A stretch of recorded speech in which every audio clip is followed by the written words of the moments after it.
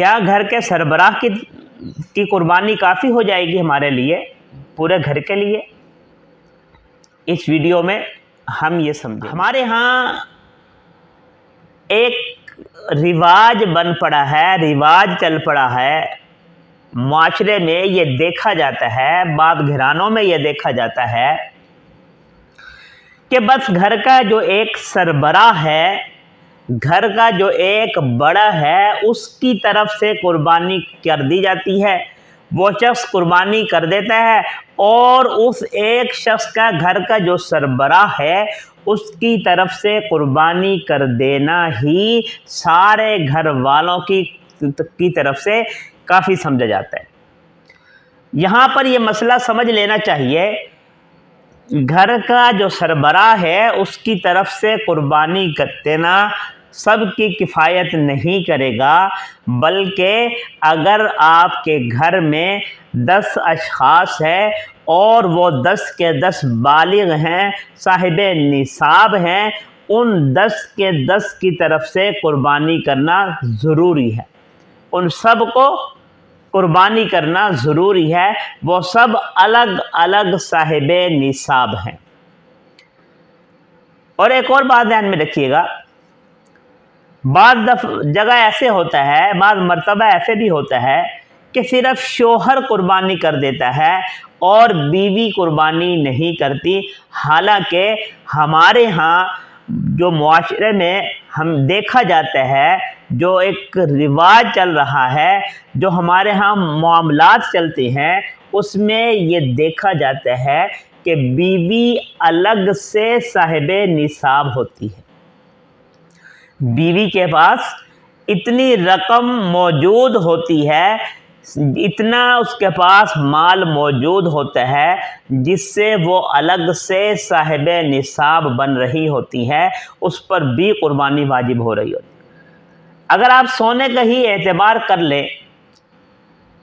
1 تولہ جو سونا ہے اس کی قیمت اس وقت ملک پاکستان میں تقریباً 2.25 لاکھ 2.5 لاکھ کے قریب چل رہی ہے۔ اگر کسی عورت کے پاس ½ تولہ، نصف تولہ بھی اگر سونا موجود ہے اور اس کے علاوہ کوئی اور نقدی بھی موجود ہے، تو ان دونوں چیزوں کو ملا کر، ان دونوں چیزوں کی قیمت کو ملا کر دیکھا جائے گا کہ اب وہ 52.5 تولہ چاندی کی قیمت کو پہنچتی ہے۔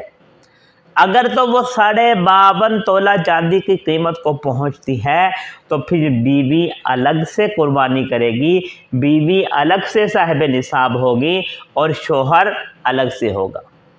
شوہر کی طرف سے صرف قربانی کر دینا بیوی کی طرف سے کفایت نہیں کرے گا، بلکہ پھر بیوی کو الگ سے قربانی کرنی پڑے گی۔ اسی طرح گھر کے ایک شخص ہے، اس کے 2 بیٹے ہیں، 3 بیٹے ہیں، وہ قربانی اپنی طرف سے کر رہا ہے اور وہ چاہ رہا ہے کہ سب کی طرف سے قربانی ہو جائے گی۔ بیٹا اپنا الگ سے تجارت کر رہا ہے، دوسرا بیٹا الگ سے صاحب نصاب ہے، تو ان سب کی طرف سے الگ الگ قربانی کرنا ضروری ہے اگر وہ سارے صاحب نصاب ہیں۔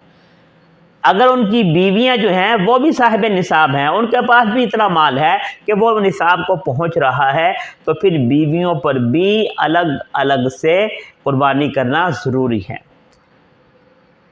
ہمارے ہاں اس چیز کو نظر انداز کر دیا جاتا ہے، حالانکہ یہ بڑے اہمیت کا حامل مسئلہ ہے کہ دیکھنا چاہیے۔ ہم دنیاوی اعتبار سے تو ہر چیز کو پرکھتے ہیں، لیکن جہاں دین کے معاملات آ جاتے ہیں ہم وہاں پر اکثر و بیشتر ان باتوں کو نظر انداز کر دیتے ہیں، حالانکہ ان باتوں کو نظر انداز کرنا نہیں چاہیے، بلکہ شریعت کے اگر آپ اللہ کے راستے میں خرچ کرتے ہیں تو یہ آپ کے لیے باعث اجر ہوگا، وہ آپ کا مال ضائع نہیں ہوگا۔ اس لیے میرے دوستو، اگر گھر کے 5 افراد صاحب نصاب ہیں تو 5 کو ہی قربانی کرنا ضروری ہے، ایک کی طرف سے قربانی کر دینا یہ کفایت نہیں کرے گا، کافی نہیں ہوگا۔